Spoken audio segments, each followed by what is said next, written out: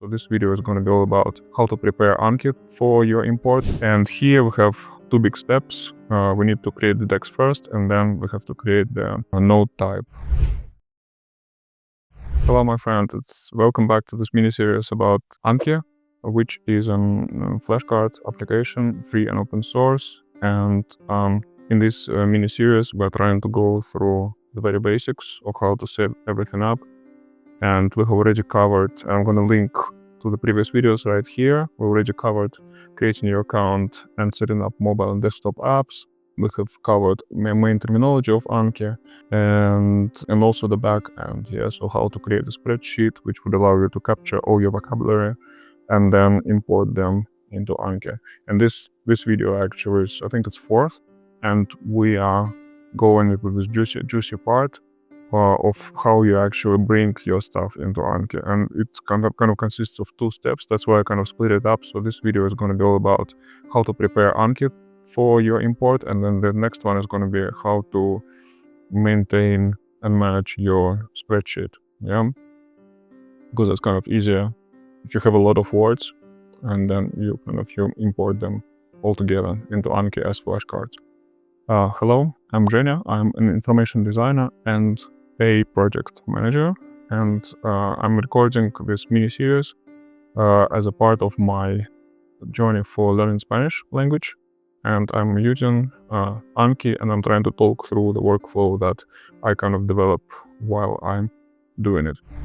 Alrighty, so without further ado, let's see how we can prepare Anki for importing things into it, right? And here we have two big steps. We need to create the text first, and then we have to create the node type that would be similar to our spreadsheet, which captures our data. Yeah. And here a little caveat that when I capture the vocabulary, I usually try to split it into high, medium, low priority, because there's a lot of words around, and I know immediately sometimes that some words I really need to start learning straight away, and then maybe the other words that I'm not going to need, and it's easier for me to sort them out as low priority. And then there's also this gray area in the middle where I kind of, okay, let's leave the rest of the words there. So this way I can have, and if you remember the spreadsheet, by the way, you can download this template and everything else in my free zone of my website, where you would have all the Google Sheets downloads, templates, and ChatGPT queries, and links to the tutorial, like to explanation videos, basically. So you will find this spreadsheet template also there.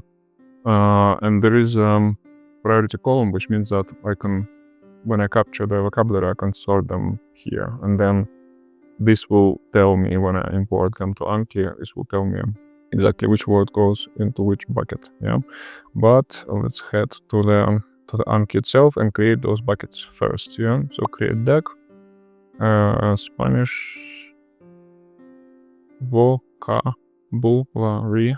That's gonna be one. Spanish vocabulary medium is gonna be the second one.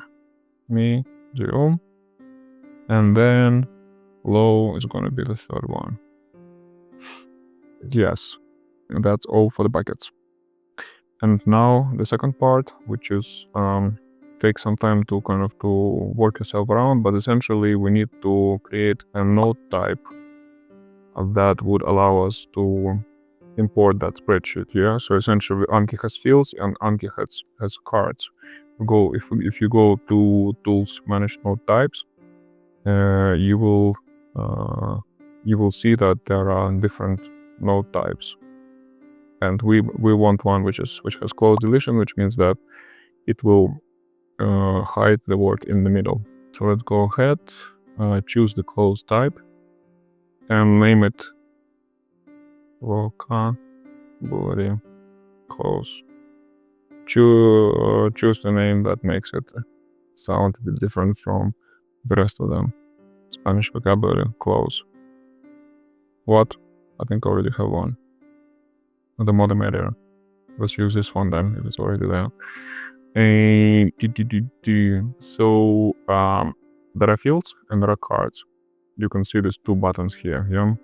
So fields, you can think about them essentially as the columns in a spreadsheet. So each column is, like the content of each column is going to go in a specific field. And then cards, think about cards as the layout of your card. So you can have all those fields, and then you can put those fields into either the front of the card or the back of the card.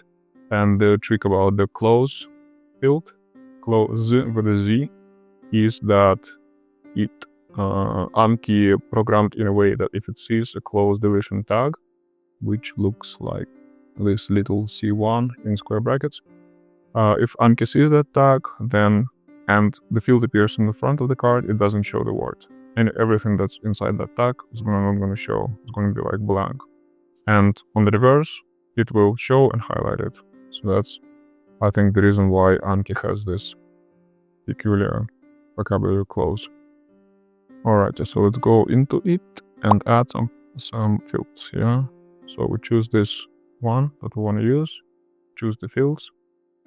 There's going to be some fields, but what we want to do, we want to name the fields exactly as we have them in the spreadsheet, because then it will be easier for us to import. We will know that each column goes into a specific field into Anki. And you will notice that for easier recognition, I use this little symbol V and X in the title of each column. And to me, it tells that the one marked with the V needs to be imported into Anki. The rest of them, which are marked with X, they're just service columns. They're basically just kind of cleaning up the data, collect the data, things like that. So I don't need them for the final import. So let's grab the titles. So I'm gonna have this field, which is the word. We can rename existing column, it doesn't really matter. Then I want to have English word, target word English, RB name. Then I want to have English sentence translation. I'm gonna add this as a new field, and then there's a close field, which is going to be our Spanish sentence, which is going to be missing the word on the front and full in the back, but we need to make sure that it has the tag in it. Okay, we added all the fields. There's nothing more we want to do. Doesn't matter the font, etc. Now we go to the second one, which is called cards, yeah? And this is looking scary, but actually it's quite easy to understand once you stare at it long enough, I guess, because on the left is your code, and it uses code which is like HTML essentially. And if you know HTML, if you don't know HTML, it doesn't really matter. And it's like a markup essentially. And here on the right hand side you will see the result, yeah? I propose we place this on the front. You can use BR for line break. So you see there is close field here. And this is another field, which is English sentence translation, is the one that we added. And then we go to the back template. And here I want to do this code. Also BR. Let me copy this BR here, and it's going to be HR. Here, horizontal line. It doesn't really matter, again, like whatever you want, just make it simple, yeah? So it shows you what is going to look as a sample, yeah? Front, missed word in the middle, plus the English translation. Back, full sentence, English sentence translation again, and both target words in Spanish and in English. To make it visual, yeah, there's also styling. I prefer not to mess with it. Maybe I change that to serif font if I want to, not to serif. Because sometimes it's easier to read the serif font. Okay, click on save. And it's done and dusted. I think we've done everything. Let's try to add one word so that make sure that it all works, yeah? So, target for Spanish, target for English, close. Yeah, let's try target word Spanish. We add here, target word English. We'll enter here, English translation here, and close. And it doesn't really matter which which order these fields are, because we already defined the design in the card template. Choose the deck. It's going to be high for me, at least for now. Card type is correct. Deck is correct. All the data is correct. Click on add. And now you see there's one new card pops up in your deck. Yeah. Terrific. And when you click on it, study now. And this is what it looks like, yeah? So it has exactly as we wanted. Spanish sentence with missed word plus English translation. Show answer. Click on show answer, you see the full thing. And again, the English translation and both Spanish and English version of the word. That's pretty much what I wanted to do with this. And now let's go to the spreadsheet and prepare it and maintain it and import a lot of things into this using this template. Yeah, so now it's already on Anki side.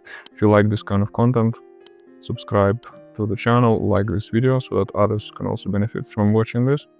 And I'll see you in the next one.